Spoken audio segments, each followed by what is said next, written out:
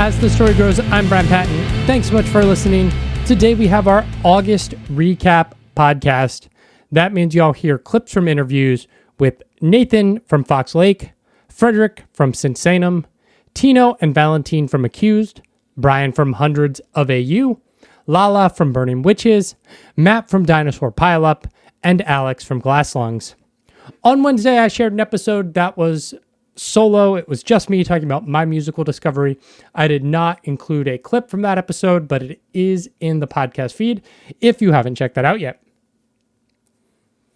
Thanks so much for listening to this episode of As the Story Grows. If this is your first time listening to the podcast, welcome. I'm stoked you decided to give the show a listen.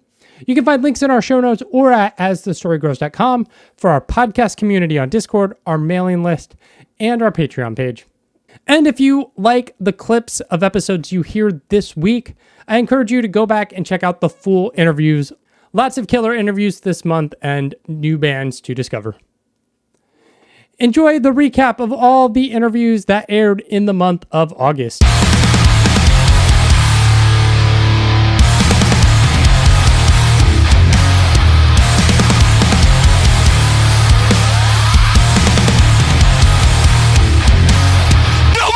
I'm done with the bullshit. Pure adrenaline. Pure adrenaline. Long gas, no brakes, no limits, no fakes. Yeah, I mean, just kind of that, like, just kind of like local bands kind of ran their course, you know? Yeah. And then, there was me and my brother who was our drummer, and we were like, well, this one band kind of ran its course, and what do we do? And we do Brandon, the guitarist, and so he was in another band, and he had like recently quit that band or something, or that band broke up. I don't remember. Yeah. And we were like, all right, well, let's just kind of start hanging out, and then same thing with Zach. We were like, well, we need a bassist. We're like, oh, we need like Zach was in this band and they broke up or whatever, and that's how it started. And then we just started hanging out, Yeah. It wasn't like serious at all. It only got serious around like COVID, like 2020. Yeah. Was that kind of the, I don't know, the great shifting of purpose or wherever, where it's like, now that you have this thing that's taken away, it's like, oh, that's the thing I want to put my time into? Or was there something else about COVID that made it like, all right, this is what we should really get serious about? Yeah, honestly, it was just kind of random, to be honest. Like, it seems like there would be this kind of cool reason, but it's not. It just happened to be that we slowly, over like 2 or 3 years, like just really took our time. Yeah. What was it? Writing 6 songs? 8 songs, technically. I did 2 interludes on the first record, but it was like 6 songs. We took forever writing them. But they were kind of like what we thought was like our best songs. They took forever to write. And so once we finished that record, we started shopping it around and got picked up by Modern Empire, which is a huge mistake, but we didn't know any better. And that's when COVID hit. Okay. So we had kind of like planned to do this and like planned to like release a record and whatever. And then it was like right around that time and COVID hit, and we were like, well, we kind of like already had this plan. I believe we had already like signed with the label and like come out with like a, let's put out the record at this day, like everything was kind of in motion. And so then COVID hit, and we were just like, well, I think we just stick to the plan, And we thought it was going to be like a killer, but then also I think what it kind of turned out happening is people were just at home, and without shows, I think people had more bandwidth to like discover nobody bands in Colorado and whatever. And so I think that actually helped us a little bit. I think if we would just came out, like in the scene, nobody knew us and everything was going normal, I just don't think we would have gotten some of the recognition that we got during COVID.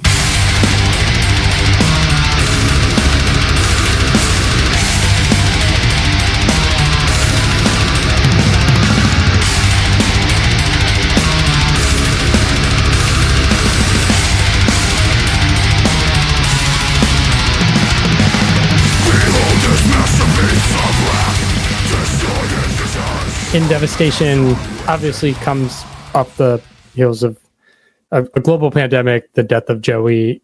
I think your father passed away.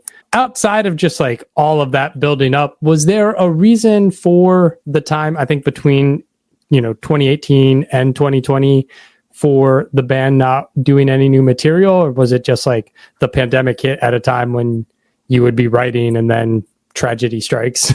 Yeah, I mean, it was a mix of everything. Because like I said, 2013, that's when Joey was like on board. Mm-hmm. Then 2013, end of 2013, he's not with Slipknot anymore, so he's got a bit more time. So I think I had to finish the song, because all the songs, that's nice when you have like no pressure, nothing to do. You just like write songs and you send them, and it's just like there's like 2 verses and 1 chorus and whatever. Yeah. So I had like, all of a sudden I'm just like, fuck, I need to finish all of that. And I had in mind, I wanted to have this, like all these interludes, like linking the songs together. So I'm like, so I had to work on this in 2014 and 15.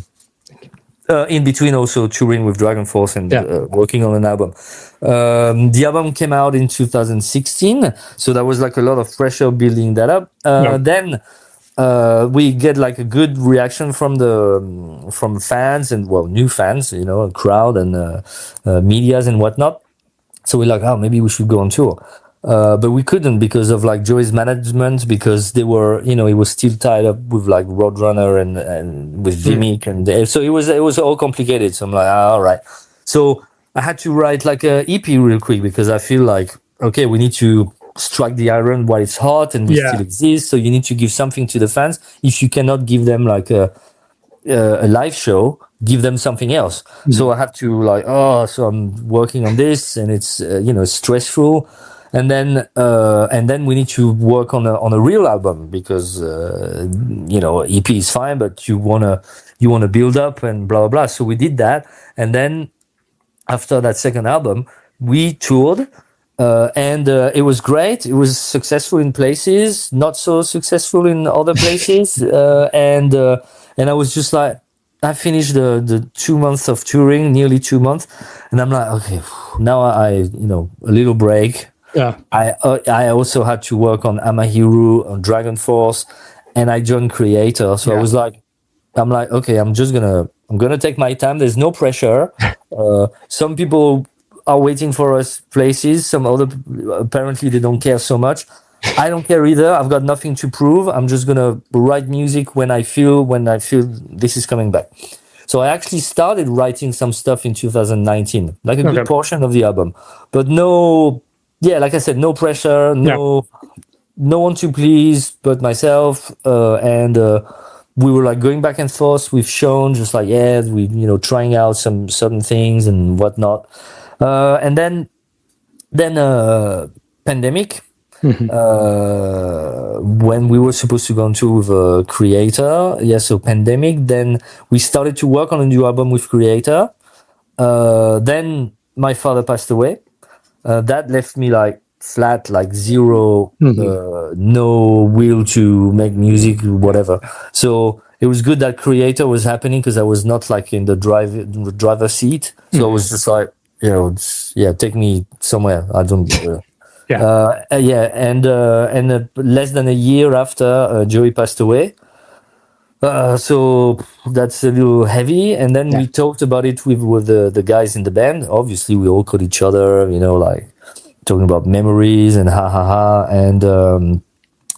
and we all agreed that we need to carry on, and like the album will be dedicated to him.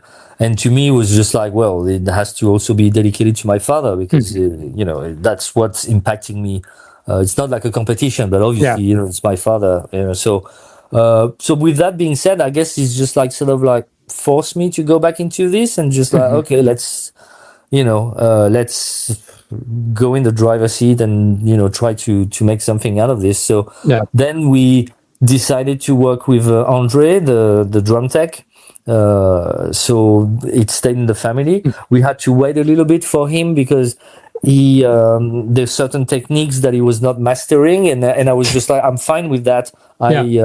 I'd rather stay with you because you're part of the family rather than get someone amazing but like external to the whole thing. Mm-hmm. So he actually spent a lot of time locked in his studio, just like mastering like blast beats and whatnot.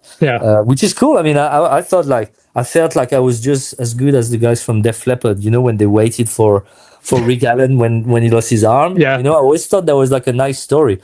But this is like almost kind of the same. We're just like you take your time to be where you want to be, and this is cool. And so we did that, and then again I was busy with Creator, lots of touring, and since that happened to my I lost my father, like you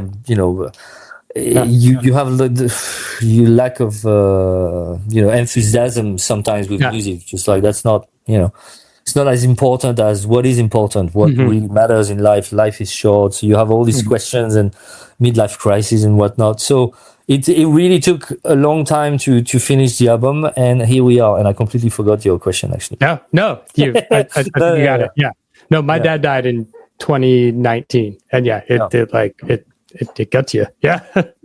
Condolences. It's terrible. It is. You're never the same after that, and it takes one to we understand each other. Yeah. And before that, like I would have like people losing their parents, and they're telling me, and you feel sad. You truly feel sad, but you don't know what it is. Yeah. And then when it happens to you, you're like, okay, I get it now. Yeah.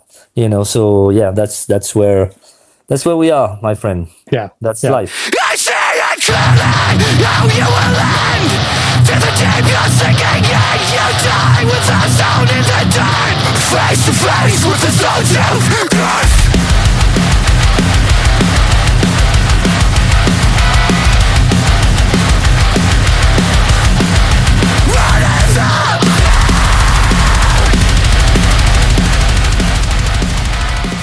This new album is called Dealers of Doom. It's the second track on the record. What led to that title, and are there any specific themes and inspiration you were pulling from in the writing process for this album?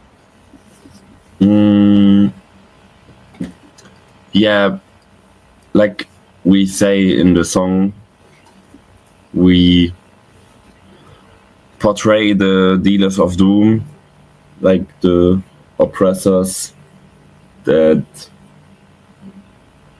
deal the cards of humanity, if I can say it that way. And that's kind of the fight against those is kind of the spirit of some songs of the album, and we wanted to name it that way. Nice.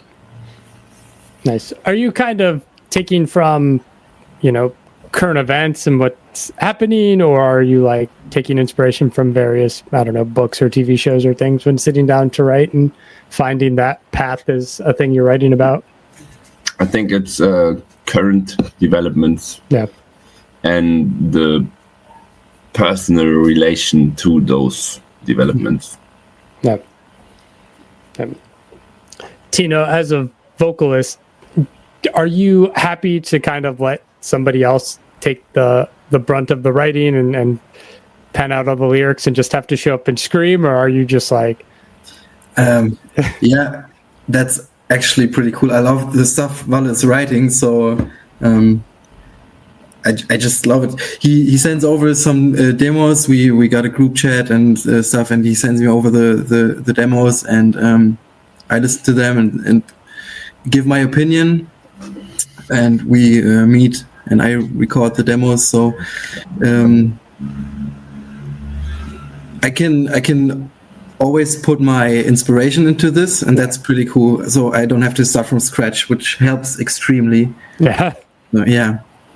He's the mastermind behind our music. So.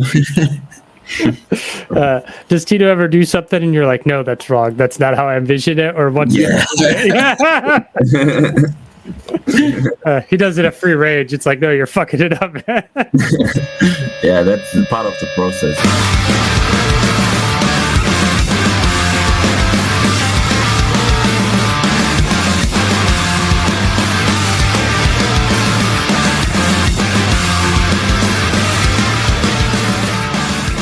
Because you were kind of in the sticks, was there like, were you just like having to trek down to like New York or somewhere for shows, or Warped Tour was like? Well, so Warped Tour was usually done in Asbury Park, right in like the convention center parking lot or the Stone Pony parking lot. I think they're kind of the same thing. I really don't know, but that was where I primarily saw it. And then as far like, we go to shows in the city, but like New Jersey, like we had our own local scene, which was awesome.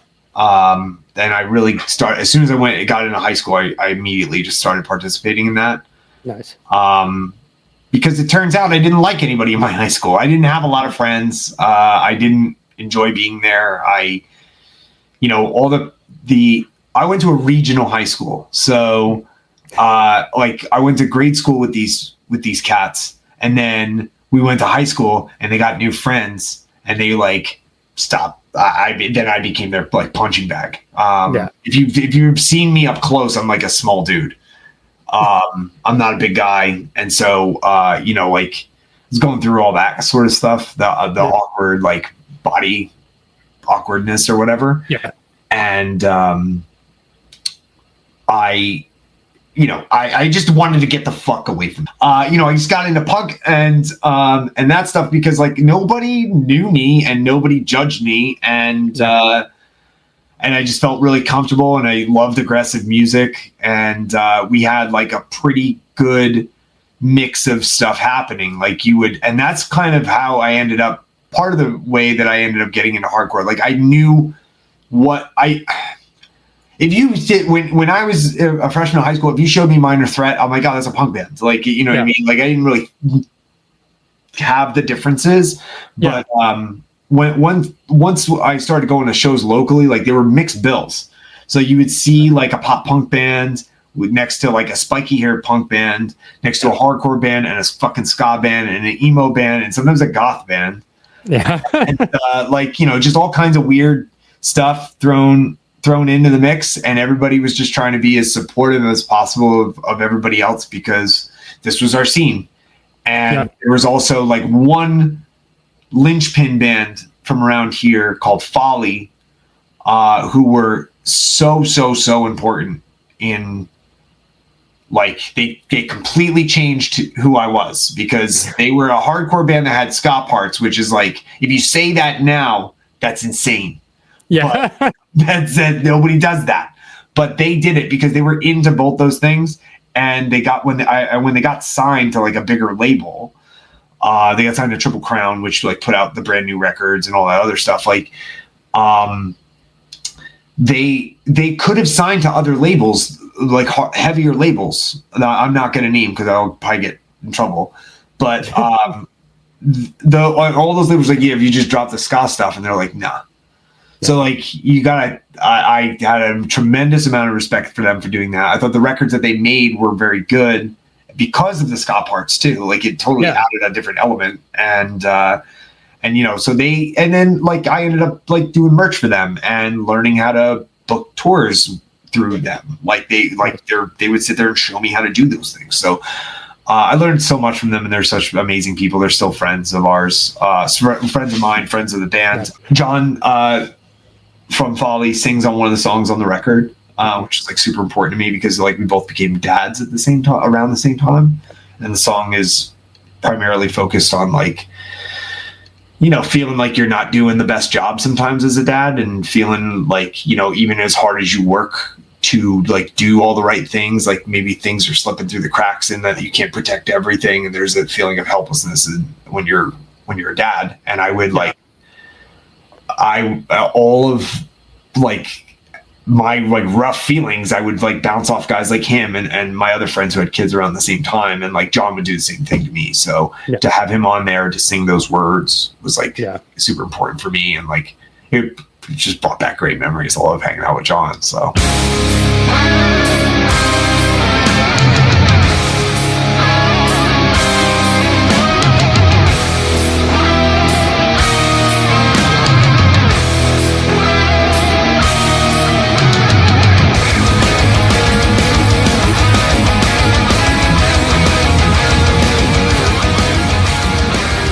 Because you've been doing the band for a decade now, do you feel a little more comfortable getting out on stage as an all-female band, or is there still some of this, like, we have to prove that we're just as fucking good as anybody when you go out? Yeah, at the beginning, shit, yeah. Yeah. I remember that we released a demo, 666 copies, 3 songs. And then some people cannot believe, are they the one who recorded it? Oh, are they can really play? We struggle a bit, and then until later on, slowly we prove to the people that it's not about the fucking gender. Yeah, it's about the music. When you do music that is really good and coming deep from your heart, you will give that love to other people and make them smile. But sometimes until now, it's a bit some discrimination, but we can handle it. And then, the first ever official show, the second one, because we tried also an official one in Only Family. Hey, how does it feel on stage? Blah, blah, blah, blah, blah. First official show. Oh my God, we almost shit in our pants. Yeah, it's like nerve-wracking. Yeah. And then you're thinking too much. We enjoyed, of course, but it's really stressful, and then the feeling is different. Until later on, for how many times you're going to do that, you will not be nervous anymore. Yeah. And now I hate. Before I loved to hear this. Hey, Lala, are you nervous? Oh, yes. No, everything will be okay. Now I hate to hear that question. Are you nervous? Even Romana, even other girls. Yeah. Because it makes you like, okay, there are 5,000 people outside waiting for you. It's just like you realize the reality that, holy shit, everybody's looking at me. Everybody's is waiting for the action. Everybody's want to listen to your songs and ready to sing to your songs. That's nerve-wracking, but now it's okay. Yeah, now it's okay.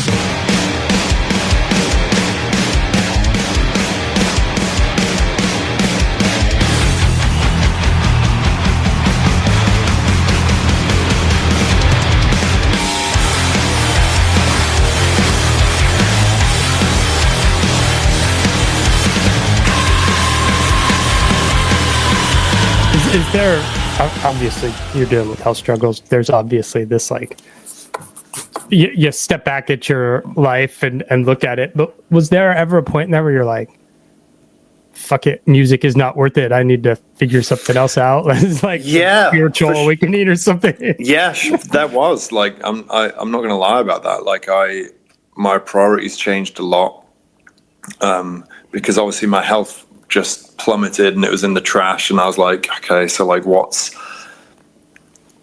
causing this? And a lot of it is likely stemmed from stress, and definitely from stress. And doing this, it isn't easy, and it's not the healthiest way to live. So I've for sure was questioning, well, should I be doing this? Like, how am I going to tour? Is this permanent state of stress, financial stress, career stress, like is it kind of worth that? And also I met my wife in the same sort of period of time, crazily, and that also changed my priorities, because suddenly there was something more important than music, which hadn't been there before. And suddenly there was this person that was more important than all of that to me. And obviously my health had a light shone on it. And I was like, oh shit, like this is this is more important than all of this anyway. Yeah. As well. So there was for sure points where I was like, what do I want to do here? Like, how do I want to do this? And I think about that all the time. Yeah. You know, like even like we have a lot of tours coming up. We have a UK tour coming up in September. Then I've got a big US tour coming up with A Day to Remember, which I'm super excited about. And then I think we'll probably be doing some more dates after that, maybe jumping into Europe. But to make all that possible, I have to like be sourcing and funding my own medication to make that possible, like for the whole thing, and that's expensive. So it's kind of crazy. So I think about it a lot. I don't think I'll ever stop writing songs, but I have to think about the reality of like what it is to be in a band and tour for sure.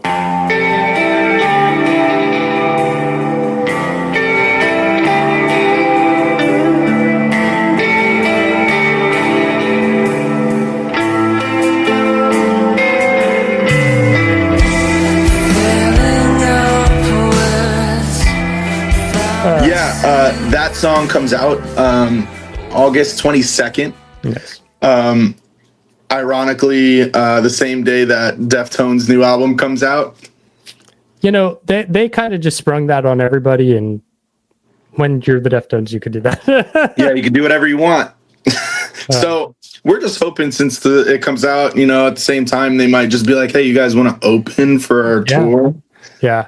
I mean, the thing is, like, there are some like Deftones vibe similarities on the record. What's kind of that inspiration for that sound that's like on the heavier shoegaze bent?